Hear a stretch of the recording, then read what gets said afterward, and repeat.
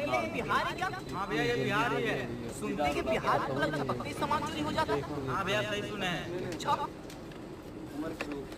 तो भैया एक काम कीजिए, ये लीजिए 100 रुपया। हम थोड़ा सुसु पे आते हैं, आप मेरा थार को देखिएगा। कौन सा था? अरे ये तो खड़ा, अरे ये तो खड़ा, अरे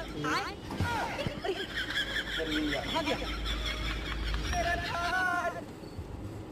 मेरा थार चोरी हो गया। अरे सूरज भाई क्या हुआ? अरे भाई मेरा थार चोरी हो गया। मैं कहा आप 80 मांगे आपको उन्होंने। अरे भाई कैसे चोरी हो गया? अरे भाई ये बिहार है, बिहार यहाँ पर झपकने सामान गाड़ी सब चोरी हो जाता है। अब हम घर कैसे जाएंगे? अरे भाई टेंशन क्यों ले रहा है, मेरा थार है ना। तो मुझे कहाँ? अरे ये तो रहा। अरे भाई मेरा थार। अरे भाई ये बिहार है, मतलब मेरा भी थार चोरी हो गया। हाँ।